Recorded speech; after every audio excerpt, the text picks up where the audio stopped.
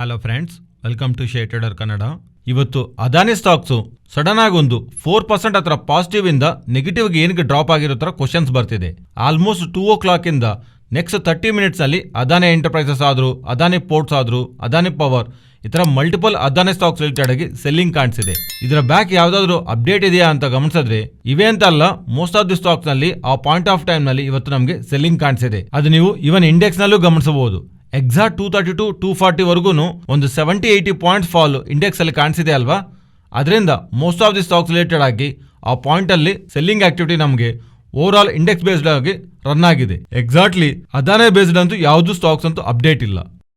Next TCNS clothing ಬಗ್ಗೆ ಮಾತಾಡ್ಕೊಳ್ಳೋಣ. ಇವರು woman branding like W ಆದ್ರು ಅಂಡ್ ಅರೋಲಿಯಾ ಆದ್ರು ಈ ಬ್ರಾಂಡ್ಸ್ ರಿಲೇಟೆಡ್ ಆಗಿ ಬಿಸಿನೆಸ್ ಮಾಡ್ತಾ ಇರ್ತಾರೆ. ಇವರ ರಿಲೇಟೆಡ್ ಆಗಿ ಪ್ರಮೋಟರ್ ಗ್ರೂಪ್ ಕಂಪನಿ ಆಗಿರುವಂತ TA ಅಸೋಸಿಯೇಟ್ಸ್ ಅವರು 29.24% ಶೇರ್ನ ಸೆಲ್ ಮಾಡ್ತಿದ್ದಾರೆ ಅಂದ ತಕ್ಷಣ, ಆಕ್ಚುಲಿ ಇದು ಈಗ ಬರ್ತಿರುವಂತ ಅಪ್ಡೇಟ್ ಏನಲ್ಲ, ನೀವು ಗಮನಿಸಿದ್ರೆ ಆಗಸ್ಟ್ ನಲ್ಲೂ ಈ ಸ್ಪೆಕ್ಯುಲೇಷನ್ ಮಾರ್ಕೆಟ್ ಅಲ್ಲಿ ಇತ್ತು. ಆದ್ರೆ ಈಗ TA ಅಸೋಸಿಯೇಟ್ ಈ ಕಂಪನಿನ ಪ್ರಮೋಟರ್ ಗ್ರೂಪ್ 29.24% ಶೇರ್ನ ಸೆಲ್ ಮಾಡ್ತಿದೆ ಅಂದ್ರೆ ಅದನ್ನ ತಗೊಳ್ಳೋದಕ್ಕೆ ರಿಲಯನ್ಸ್ ರಿಟೈಲು, ನೈಕಾ, ಟ್ರೆಂಡ್, ಆದಿತ್ಯ ಬಿರ್ಲಾ ಫ್ಯಾಷನ್, ಇನ್ ಸ್ವಲ್ಪ ಪ್ರೈವೇಟ್ ಇಕ್ವಿಟಿ ಪ್ಲೇಯರ್ಸ್ ಎಲ್ಲಾನು ಸ್ಪರ್ಧೆ ಪಡ್ತಿದ್ದಾರೆ ಅಂತ ಹೇಳಿದ ತಕ್ಷಣ ಈ ಕಂಪನಿ ರಿಲೇಟೆಡ್ ಆಗಿ ಇವತ್ತು ನಮಗೆ ಬೈಯಿಂಗ್ ಆಕ್ಟಿವಿಟಿ ನೋಡಿದ್ವಿ ಈ ಸ್ಟಾಕ್ ಅಲ್ಲಿ. ನೆಕ್ಸ್ಟ್ ಈ ರೀಸೆಂಟ್ ಟೈಮ್ಸ್ ಅಲ್ಲಿ ಡಿಫೆನ್ಸ್ ಸ್ಟಾಕ್ಸ್ ರಿಲೇಟೆಡ್ ಆಗಿ ಒಂದು ಗುಡ್ ಆಕ್ಷನ್ ಅಂತ ಕಾಣಿಸ್ತಿದೆ ಅಲ್ವಾ. ಈಗ ಹೊಸದಾಗಿ ಬರ್ತಿರೋ ಅಪ್ಡೇಟ್ಸ್ ಪ್ರಕಾರ BL ಅವರು ಮಲ್ಟಿಪಲ್ ಆರ್ಡರ್ಸ್ನ ಅಂಡ್ ಕಾಂಟ್ರಾಕ್ಟ್ಸ್ನ ಗೆದ್ದಿರೋ ಥರ ಇದು BL ಸ್ಟಾಕ್ ಭಾರತ್ ಎಲೆಕ್ಟ್ರಾನಿಕ್ ಸ್ಟಾಕ್ಸ್ಗೆ positive. But Hindustan aeronautical related ಆಗಿ ಆಸ್ ದ ಡಿಫೆನ್ಸ್ ಸ್ಟಾಕ್ ಎಲ್ಲರ ಕ್ಯಾಪಿಟಲ್ ಅವರು ಸ್ಟಾಕ್ ರಿಲೇಟೆಡ್ ಆಗಿ ಬೈ ರೇಟಿಂಗ್ ಕೊಡ್ತಾ ಟಾರ್ಗೆಟ್ನ ನೆಕ್ಸ್ಟ್ 12 ಮಂತ್ಸ್ ನಲ್ಲಿ 3,515 rupees means previous closing price ನಿಂದ ನೋಡಿದ್ರೆ 41% ಅಪ್ಸೈಡ್ ಮೂವ್ ಇರುತ್ತೆ ಅನ್ನೋ ಹತ್ರ ಎಕ್ಸ್ಪೆಕ್ಟ್ ಮಾಡ್ತಾ ಬೈ ರೇಟಿಂಗ್ ಕೊಟ್ಟಿದ್ದಾರೆ. ಇದರ ಬ್ಯಾಕ್ ಇವರು ಮೆನ್ಷನ್ ಮಾಡ್ತಿರೋ ಲಾಜಿಕ್, ದೊಡ್ಡ ಮೊತ್ತದಲ್ಲಿ ಆರ್ಡರ್ ಗೆಲ್ತಿದ್ದಾರೆ, ಬಿಸ್ನೆಸ್ ಅಲ್ಲೂ ಸ್ಟೇಬಲ್ ಮಾರ್ಜಿನ್ಸ್ ನ ಮೇಂಟೈನ್ ಮಾಡ್ತಾ ಡಬಲ್ ಡಿಜಿಟ್ ಎರ್ನಿಂಗ್ಸ್ ಗ್ರೋತ್ ಇವರು by FY22 to FY25 next 3 years ನಲ್ಲಿ ತಗೋಬರ್ಬೋದಂತ ಇವರ ಬಿಸ್ನೆಸ್ 16% CAGR ಗ್ರೋತ್ ಇಂದ ROE 21% ಹತ್ರ ಬೈ FY20ಗೆ ಇವರು ರೀಚ್ ಆಗ್ಬೋದು ಅಂತ ಎಸ್ಟಿಮೇಟ್ ಮಾಡ್ತಾ ಸ್ಟಾಕ್ ಟಾರ್ಗೆಟ್ ಅಂತೂ 41% ಅಪ್ಸೈಡ್ಗೆ 3,550 ಅಂತ ಹೇಳ್ತಿದ್ದಾರೆ. ಬಟ್ ರಿಸ್ಕ್ ಫ್ಯಾಕ್ಟರ್ಸ್ ಅನ್ನು ಮೆನ್ಷನ್ ಮಾಡ್ತಿದ್ದಾರೆ. ಡೊಮೆಸ್ಟಿಕ್ ಆಗಾದ್ರೂ ಇಂಟರ್ನ್ಯಾಷನಲ್ ಆಗಾದ್ರೂ ಡಿಫೆನ್ಸ್ ಸ್ಟಾಕ್ ರಿಲೇಟೆಡ್ ಆಗಿ ಪ್ರೀವಿಯಸ್ಲಿ ಹೇಳ್ದಂಗೆ ಅಲೋಕೇಶನ್ ಅಂದ್ರೆ ಮೀನ್ಸ್ ಸ್ಪೆಂಡಿಂಗ್ ಅಂದ್ರೆ ಈ ಸಲ ಸ್ಪೆಂಡಿಂಗ್ ಕಮ್ಮಿ ಮಾಡ್ತಾ ಇವ್ರಿಗೆ ರಿಸ್ಕ್ ಅಂಡ್ ಕಮಾಡಿಟಿ ಪ್ರೈಸಸ್ ಜಾಸ್ತಿ ಬೆಳೀತಾ ಇದ್ರೆ ಇವರಿಗೆ ಮಾರ್ಜಿನ್ಸ್ ಅಲ್ಲಿ ಪ್ರೆಷರ್ ಇರುತ್ತೆ ಅಂತ ಆ ತರ ರಿಸ್ಕ್ ಫ್ಯಾಕ್ಟರ್ಸ್ ಕೊಟ್ಟಿದ್ದಾರೆ. ಬಟ್ ಓವರ್ ಆಲ್ ಆಗಿ ಬೈ ರೇಟಿಂಗ್ 41% ಅಪ್ಸೈಡ್ ಟಾರ್ಗೆಟ್ ಕೊಟ್ಟಿರೋ ಕಾರಣವಾಗಿ ಇಂಟ್ರಾಡೇನಲ್ಲಿ ಸ್ಟಾಕು 6% ಮೂವ್ ಆಗಿದೆ. ನೆಕ್ಸ್ಟ್ ಫ್ಯೂಷನ್ ಮೈಕ್ರೋಫೈನಾನ್ಸ್ ಬಗ್ಗೆ ಮಾತಾಡ್ಕೊಳ್ಳೋಣ. ರೀಸೆಂಟ್ ಆಗಿ ಮಾರ್ಕೆಟ್ನಲ್ಲಿ ಲಿಸ್ಟ್ ಆಗಿದ್ಮೇಲೆ ಸ್ಟಾಕ್ನಲ್ಲಿ ಸೆಲ್ಲಿಂಗ್ ಪ್ರೆಷರ್ ಕಾಣಿಸಿದೆ. ಆ ಥರ ಸೆಲ್ಲಿಂಗ್ ಪ್ರೆಷರ್ ಅಲ್ಲಿ ನಿನ್ನೆ ಡೌನ್ ಸೈಡ್ ಕ್ಲೋಸ್ ಆದ್ಮೇಲೆ ಸ್ಟಾಕ್ ಮಾರ್ಕೆಟ್ ಕ್ಲೋಸ್ ಆದ್ಮೇಲೆ ಆ ಸ್ಟಾಕ್ ರಿಲೇಟೆಡ್ ಆಗಿ ಒಂದು big buying activity. Massachusetts Institute Technology ಅವರು 5,50,000 ಶೇರ್ಸ್ ಹತ್ರ 339 ರೂಪೀಸ್ನಲ್ಲಿ ಆವರೇಜ್ ಪ್ರೈಸ್ನಲ್ಲಿ ತಗೊಂತಿರೋ ಥರ ಅಪ್ಡೇಟ್ಸ್ ಇಂದ ನಿನ್ನೆ selling pressure foreign institution 339 rupees average ಪ್ರೈಸ್ನಲ್ಲಿ ತಗೊಂತಿದ್ದಾರೆ ಅಂತ ಬಂದಿರೋ ಅಪ್ಡೇಟ್ಸ್ ಇಂದ selling pressure foreign institution investors ಸ್ಟೇಕ್ನ ರೈಸ್ ಮಾಡ್ತಿರೋ ಅಂತ ಹೇಳಿದ ತಕ್ಷಣ ಸ್ಟಾಕ್ ಇವತ್ತು 6% ಅಬೋವ್ ಅಪ್ಸೈಡ್ ಮೂವ್ ಆಗಿದೆ. ನೆಕ್ಸ್ಟ್ Paytm ಬಗ್ಗೆ ಮಾತಾಡೋಣ. Paytmನಲ್ಲಿ ಇನ್ವೆಸ್ಟ್ ಮಾಡಿರೋ pre-IPO ಇನ್ವೆಸ್ಟರ್ಸ್ ಒಂದು 1 year lock in period November 15th ಅಂದು ಎಂಡ್ ಆಗಿದೆ. ಮೀನ್ಸ್ ನಿನ್ನೆಗಂತೂ ಎಂಡ್ ಆಗಿದೆ. ಯಾರಾದರೂ ಸೆಲ್ ಮಾಡಬೇಕಂತ ಅನ್ಕೊಂಡ್ರೆ ಇವತ್ತು ಸೆಲ್ ಮಾಡಿರಬೇಕು. ಆ ಥರ ಕಾಣಿಸ್ತಾ ಇರುವಂಥ ಸೆಲ್ಲಿಂಗ್ ಪ್ರೆಷರ್ ಇವತ್ತು ಸ್ಟಾಕ್ ನಿಯರ್ಲಿ 4% ವರೆಗೂ ಫಾಲ್ ಆಗಿದೆ. ಇನ್ನೂ ಬಿಗ್ ಫಾಲ್ ಇರುತ್ತೆ ಅನ್ನುವಂಥ ಮಾರ್ಕೆಟ್ನಲ್ಲಿ ಎಕ್ಸ್ಪೆಕ್ಟೇಷನ್ಸ್ ಇತ್ತು. ಆದರೆ ಅಷ್ಟೊಂದು ಬಿಗ್ ಫಾಲ್ ಅಂತೂ ಕಾಣಿಸಿಲ್ಲ. ಇನ್ನು 1 or 2 ಡೇಸಲ್ಲಿ ಸ್ಟಾಕ್ ಸ್ಟೇಬಲ್ ಆಗ್ಬೋದು ಅಂತ ಫರ್ದರ್ ಆಗಿರ್ತಾ ಇದ್ರೆ ಅನ್ಸರ್ಟನಿಟಿ ನೆಗೆಟಿವಿಟಿ ಈ pre-IPO investors lock in related ಆಗಿ ಕಂಪ್ಲೀಟ್ ಅಂತೂ ಆಗತ್ತೆ.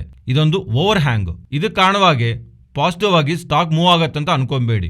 ಬಟ್ ಇದರ ಬಿಗ್ ಸೆಲ್ಲಿಂಗ್ ಇರ್ಬೋದೇನೋ ಅಂತ ಆಫ್ಟರ್ ನವೆಂಬರ್ 15th ಮಾರ್ಕೆಟ್ನಲ್ಲಿ ಅನ್ಸರ್ಟನಿಟಿ ಇರ್ಬೋದಂತ. ಅದರಿಂದ ಯಾರಾದರೂ ಬೈಯಿಂಗ್ ಆಕ್ಟಿವಿಟಿ ತೋರಿಸ್ಬೇಕು ಅನ್ಕೊಂಡ್ರು ಫಸ್ಟ್ ಆ ಇವೆಂಟ್ ಕಂಪ್ಲೀಟ್ ಆಗಲಿ ಆಮೇಲೆ ನೋಡೋಣ ಅಂತ ಅನ್ಕೊಂಡು ವೆಯ್ಟ್ ಮಾಡ್ತಾನೂ ಇರ್ತಾರೆ. ಸೈಡ್ ವೇವ್ಸ್ ನಲ್ಲಿ ಇರ್ಬೋದು. ಅಟ್ಲೀಸ್ಟ್ ಒಂದು ನೆಗೆಟಿವ್ ಇವೆಂಟ್ ಕಂಪ್ಲೀಟ್ ಆಗ್ತಾ ಇದ್ರೆ ಫರ್ದರ್ ಆಗಿ ಸ್ಟಾಕ್ ರಿಲೇಟೆಡ್ ಆಗಿರುತ್ತೆ ನಂಬರ್ಸ್ ಅಥವಾ ಮಾರ್ಕೆಟ್ ಅಲ್ಲಿರುವಂತ ಸೆಂಟಿಮೆಂಟ್ ಸ್ಟಾಕ್ ನ ಮೂವ್ ಮಾಡುತ್ತೆ. ಏಲ್ಸ್ ಈ ತರ ಓವರ್ ಹ್ಯಾಂಗ್ ಕಂಟಿನ್ಯೂ ಆಗ್ತಾ ಇರೋವರೆಗೂ ಈವನ್ ಬೈಯಿಂಗ್ ಇಂಟ್ರೆಸ್ಟ್ ಇದ್ರೂ ಆ ಇವೆಂಟ್ ಕಂಪ್ಲೀಟ್ ಆಗೋವರೆಗೂ ಎಲ್ಲರೂ ಸೈಡ್ ವೇವ್ಸ್ ನಲ್ಲಿ ಇರ್ತಾರೆ. ಅದರಿಂದ ಸ್ಟಾಕ್ ನಲ್ಲಿ selling or downside move ಕಾಣಿಸ್ತಾ ಇರತ್ತಲ್ವಾ. ಸೊ ಹೀಗೆ ಓವರ್ ಹ್ಯಾಂಗ್ ಕಂಪ್ಲೀಟ್ ಆಗ್ತಾ ಇರೋದು ಇವತ್ತು ಸ್ಟಾಕ್ 4% ಫಾಲ್ ಆಗ್ತಾ ಇದ್ರು ಓವರ್ ಆಲ್ ಆಗಿ ನಾವು ಪಾಸಿಟಿವ್ ಆಗಿ ತಗೋಬಹುದು. ನೆಕ್ಸ್ಟ್ ಎಸ್ಕಾರ್ಟ್ಸ್ ಬಗ್ಗೆ ಮಾತಾಡ್ಕೊಳ್ಳೋಣ. ನೀವು ಗಮನಿಸಿದ್ರೆ ಈ ಮಂತ್ 8ನ ಇವರು ಪ್ರೈಸ್ ಹೈಕ್ ಅಪ್ಡೇಟ್ ಮಾಡಿದ್ದಾರಲ್ವಾ. ಅಗ್ರಿಕಲ್ಚರ್ನಲ್ಲಿ ಯೂಸ್ ಮಾಡುವಂಥ ಮಿಷನರೀಸು ಲೈಕ್ ಇವರ ಪ್ರಾಡಕ್ಟ್ ರಿಲೇಟೆಡ್ ಆಗಿ ಪ್ರೈಸಸ್ ಜಾಸ್ತಿ ಮಾಡ್ತಿದ್ದಾರೋ ಹತ್ರ ಅದು ಇವತ್ತಿಂದ ಎಫೆಕ್ಟಿವ್ನಲ್ಲಿ ಬರ್ತಿದೆ. ಏನಕ್ಕೆ ಇದನ್ನು ಮೆನ್ಷನ್ ಮಾಡ್ತಿದ್ದೀನಿ ಅಂದರೆ, ನೀವು ಗಮನಿಸಿದ್ರೆ ಈ ರೀಸೆಂಟ್ ಕ್ವಾರ್ಟರ್ನಲ್ಲಿ Q2ನಲ್ಲಿ ಇವರು ಎಂಟೈರ್ ರೆವಿನ್ಯೂಸ್ನಲ್ಲಿ 72.4% ಹತ್ರ, ಅಗೇನ್ ಹೇಳ್ತಿದ್ದೀನಿ 72.4% ಹತ್ರ ಇವರು ಸಂಪಾದನೆ ಮಾಡ್ಕೊಂಡಿರೋಂಥ ರೆವಿನ್ಯೂಸ್ನಲ್ಲಿ ಮೆಟೀರಿಯಲ್ ಕಾಸ್ಟ್ಗೆ ಒಟ್ಟೋಗ್ತಿದೆ. ಇದಕ್ಕೆ ಕಾರಣವಾಗ್ಲೇ ಇವರ ಮಾರ್ಜಿನ್ಸ್ ಅಂತೂ ತುಂಬಾ ಜಾಸ್ತಿ ಫಾಲ್ ಆಗಿದೆ. ರೀಸೆಂಟ್ ಕ್ವಾರ್ಟರ್ಸ್ನಲ್ಲಿ ನೀವು ಗಮನಿಸಿದ್ರೆ 5 to 6 ಕ್ವಾರ್ಟರ್ಸ್ ಬ್ಯಾಕು ಎಸ್ಕಾರ್ಟ್ಸ್ ಅವ್ರ ಮಾರ್ಜಿನ್ಸು 14% ಹತ್ರ ಇದ್ರೆ ಈಗ ಅದು ನಿಯರ್ಲಿ 8% ಮಾರ್ಜಿನ್ ಮೇಂಟೈನ್ ಮಾಡ್ತಿದ್ದಾರೆ. ರೀಸೆಂಟ್ ಆಗಿ ಇವರು ತಗೊಂಡಿರುವಂಥ ಪ್ರೈಸ್ ಹೈಕ್ ಇವತ್ತಿಂದ ಎಫೆಕ್ಟಿವ್ ಆಗ್ತಿದೆ. ಸೊ ಅದರಿಂದ ಅದು ಇವತ್ತಿಂದ ಇವರ ಸೇಲ್ಸ್ ಮೇಲೆ ಇಂಪ್ಯಾಕ್ಟ್ ಆದರೆ ಇವರ ಮಾರ್ಜಿನ್ಸ್ ಚೇಂಜ್ ಆಗೋದು ಸ್ಟಾರ್ಟ್ ಆಗತ್ತೆ. ಅದರಿಂದ ಈ ಪರ್ಟಿಕ್ಯುಲರ್ ಮಂತಲ್ಲಿ ಬರ್ತಿರುವಂಥ ಡೇಟಾ ಅಪ್ಕಮಿಂಗ್ ಕ್ವಾರ್ಟರ್ ಡೇಟಾ ನಾವು ಗಮನಿಸಬೇಕಾಗತ್ತೆ. ಇದೊಂದೇ ಅಂತಲ್ಲ, ಮಲ್ಟಿಪಲ್ ಪ್ರೈಸ್ ಹೈಕ್ಸ್ನ ಇವರು ತಗೊಂತ ಮಾರ್ಜಿನ್ಸ್ನ ಸ್ಟೆಬಿಲೈಸ್ ಮಾಡ್ತಾ ಇದ್ರೆ ಅದು ನಾವು ಓವರಾಲ್ ಆಗಿ ಎಸ್ಕಾರ್ಟ್ ರಿಲೇಟೆಡ್ ಆಗಿ ಅಪ್ಕಮಿಂಗ್ ನಂಬರ್ಸು ಪಾಸಿಟಿವ್ ವಿನಲ್ಲಿ ಎಕ್ಸ್ಪೆಕ್ಟ್ ಮಾಡಬಹುದು. ಈ ಸೆಪ್ಟೆಂಬರ್ ತಿಂಗಳಲ್ಲಿ FIs ತಗೊಂಡಿರುವಂಥ ಟಾಪ್ 10 ಬೈಯಿಂಗ್ ಸ್ಟಾಕ್ಸ್ ಒಂದು ಲಿಸ್ಟ್ ನಿಮಗೆ ಸ್ಕ್ರೀನ್ ಮೇಲೆ ಕಾಣಿಸ್ತಾ ಇದೆ. ಈ ಪರ್ಟಿಕ್ಯುಲರ್ ಸ್ಟಾಕ್ಸ್ನಲ್ಲಿ FIಸು ದೊಡ್ಡ ಮೊತ್ತದಲ್ಲಿ ಈ Q2ನಲ್ಲಿ ಬೈಯಿಂಗ್ ಅಂತೂ ಮಾಡಿದ್ದಾರೆ. First Tata Steel, next BEL, Bajaj Finserv, Max Healthcare, Bharti Airtel, Zomato, ICICI bank, Hindustan Unilever, GAIL and ITC. ಇದರ ರಿಲೇಟೆಡ್ ಆಗಿ ರೀಸೆಂಟ್ ಟೈಮಲ್ಲಿ ತುಂಬ ದೊಡ್ಡ ಮೊತ್ತದಲ್ಲಿ FIs ಅಂತೂ ಶೇರ್ಸ್ನ ಬೈ ಮಾಡಿದ್ದಾರೆ. Next PB Fintech means Policybazaar ಬಗ್ಗೆ ಮಾತಾಡ್ಕೊಳ್ಳೋಣ.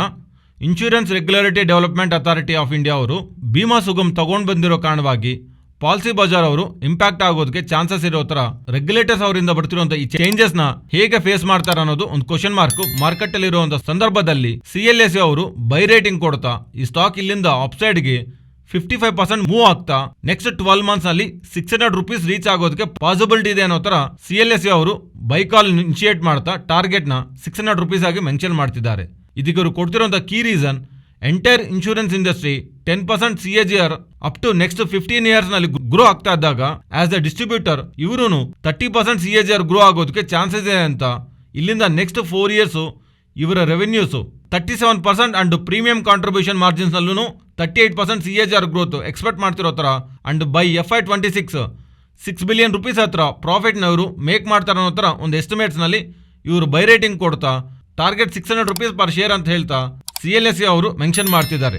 ಬಟ್ ಈ ಸ್ಟಾಕ್ ರಿಲೇಟೆಡ್ ಆಗಿ ಆಲ್ರೆಡಿ ಹೋಲ್ಡ್ ಮಾಡಿರೋ ಅವರು ಇನ್ವೆಸ್ಟ್ಮೆಂಟ್ ಮಾಡಬೇಕಂತ ಅನ್ಕೊಂಡವರು ರೆಗ್ಯುಲೇಟರ್ ಇಂದ ಬರ್ತಿರುವಂಥ ಈ ಅಪ್ಡೇಟ್ಸು ಪರ್ಟಿಕ್ಯುಲರ್ ಆಗಿ ಭೀಮಾ ಸುಗಮ್ ರಿಲೇಟೆಡ್ ಆಗಿ ಪ್ಲಾಟ್ಫಾರ್ಮ್ ರಿಲೇಟೆಡ್ ಆಗಿ ಯಾವ ಥರ ರೂಲ್ಸ್ ಬರುತ್ತೆ ಅನ್ನೋ ಒಂದು ಕಾರಣವಾಗಿ ಆ ರೂಲ್ಸ್ ಕಾರಣವಾಗಿ ಅಗ್ರಿಗೇಟರ್ಗೆ ಏಜೆಂಟ್ಸ್ಗೆ ಯಾವ ಥರ ಇಂಪ್ಯಾಕ್ಟ್ ಇರುತ್ತೆ ಅನ್ನೋ ಒಂದು ಇವೆಂಟ್ಸ್ ಅಂಡ್ ನ್ಯೂಸ್ ಇವೆಂಟ್ಸ್ ಅಲ್ಲಿ ಬರ್ತಿರುವಂಥ ಅಪ್ಡೇಟ್ಸ್ ಅನ್ನು ಕ್ಲೋಸ್ ಆಗಿ ಟ್ರ್ಯಾಕ್ ಮಾಡಿದ್ರೇನೆ ಈ ಸ್ಟಾಕ್ ರಿಲೇಟೆಡ್ ಆಗಿ ಫರ್ದರ್ ಆಕ್ಷನ್ ತಗೊಳ್ಳೋದಕ್ಕೆ ಯೋಚನೆ ಮಾಡಬಹುದು. ನೆಕ್ಸ್ಟು ಹಿಂದೂಸ್ತಾನ್ ಜಿಂಕ್ ಬಗ್ಗೆ ಮಾತಾಡ್ಕೊಳ್ಳೋಣ. ಹಿಂದೂಸ್ತಾನ್ ಜಿಂಕ್ ಅವರು 15.5 ರೂಪೀಸ್ ಪರ್ ಶೇರ್ ಡಿವಿಡೆಂಡ್ ಅಂತೂ ಪ್ರಕಟಣೆ ಮಾಡಿದ್ದಾರೆ. ಸೊ ಎಂಟೈರ್ ಇವರು ಬುಕ್ಸ್ನಲ್ಲಿ cash by September end quarter ನೋಡಿದ್ರೆ 16,000 ಕೋಟಿ ಹತ್ರ ಇದೆ. ಅದರಲ್ಲಿ 6,540 ಕ್ರೋರ್ಸ್ನ ಯೂಸ್ ಮಾಡಿ 15.5 ರೂಪೀಸ್ ಪರ್ ಶೇರ್ನ ಡಿವಿಡೆಂಡ್ನ ಇವರು ಪ್ರಕಟಣೆ ಮಾಡ್ತಿರೋ ಹತ್ರ ಈ ಡಿವಿಡೆಂಡ್ ರಿಕಾರ್ಡ್ ಡೇಟು ನವೆಂಬರ್ 24 ಆಗಿ ಅಪ್ಡೇಟ್ ಮಾಡ್ತಿದ್ದಾರೆ. ಸೊ ಹಿಂದೂಸ್ತಾನ್ ಜಿಂಕ್ ಶೇರ್ನಲ್ಲಿ ಹೋಲ್ಡ್ ಮಾಡ್ತಾ ಇದ್ರೆ ಅವರಿಗೆ ಈ ಡಿವಿಡೆಂಡ್ ಬರುತ್ತೆ ಅಂಡ್ ಈ ಡಿವಿಡೆಂಡ್ ಮೆಜಾರಿಟಿ ಪೋರ್ಷನ್ ವೇದಾಂತ ಅವರಿಗೆ ಹೋಗುತ್ತಲ್ವಾ. ಅದರಿಂದ ವೇದಾಂತ ಶೇರ್ ಹೋಲ್ಡರ್ಸು ವೇದಾಂತ ಅವರು ಅಪ್ಕಮಿಂಗ್ ಟೈಮ್ಸಲ್ಲಿ ಡಿವಿಡೆಂಡ್ ಕೊಡೋದಕ್ಕೆ ಪಾಸಿಬಿಲಿಟಿ ಇದೆ. ಇವರಂತೂ 15.5 ರೂಪೀಸ್ ಪರ್ ಶೇರ್ ಕೊಟ್ಟಿದ್ದಾರೆ. ಇದನ್ನು ಸ್ವಲ್ಪ ಕ್ಯಾಲ್ಕುಲೇಟ್ ಮಾಡಿದ್ರೆ ನಮಗೆ ಅರ್ಥ ಆಗತ್ತೆ ವೇದಾಂತನಲ್ಲಿ ಎಷ್ಟು ಡಿವಿಡೆಂಡ್ ಬರುತ್ತೆ ಅಂತ. ಆ ಕ್ಯಾಲ್ಕುಲೇಷನ್ಸ್ ಆದಮೇಲೆ ಅಪ್ಕಮಿಂಗ್ಸ್ ವೀಡಿಯೋಸ್ನಲ್ಲಿ ಪಾಸಿಬಿಲಿಟಿ ಎಷ್ಟಿರ್ಬೋದು ಅಂತ ವೇದಾಂತನಲ್ಲಿ ಡಿವಿಡೆಂಡ್ ಬರೋದಕ್ಕೆ ಚಾನ್ಸಸ್ ಇದೆ ಅಂತ ನಾನು ನಿಮಗೆ ಅದು ಅಪ್ಡೇಟ್ ಮಾಡ್ತೀನಿ. ಇದು ಫ್ರೆಂಡ್ಸ್ ಇವತ್ತಿನ ವಿಡಿಯೋ. ಈ ವಿಡಿಯೋನಲ್ಲಿ ನಾವು ಶೇರ್ ಮಾಡಿರೋಂಥ ಕಂಟೆಂಟ್ ವ್ಯಾಲ್ಯೂಬಲ್ ಆಗಿದ್ದರೆ ತಪ್ಪದೇ ನಮ್ಮ ಚಾನಲ್ನ ಸಬ್ಸ್ಕ್ರೈಬ್ ಆಗಿ ಆ್ಯಂಡ್ ಬೆಲ್ ಐಕಾನ್ ಕ್ಲಿಕ್ ಮಾಡಿ ಆಲ್ ನೋಟಿಫಿಕೇಷನ್ಸ್ ಆಕ್ಟಿವೇಟ್ ಮಾಡಿಕೊಳ್ಳಿ. ಈ ಡೇಟಾ ನಿಮ್ಮ ಫ್ರೆಂಡ್ಸ್ ಆ್ಯಂಡ್ ಫ್ಯಾಮಿಲಿ ಮೆಂಬರ್ಸ್ಗೆ ಯೂಸ್ ಆಗತ್ತಂದರೆ ತಪ್ಪದೇ ಶೇರ್ ಮಾಡಿ. Thank you.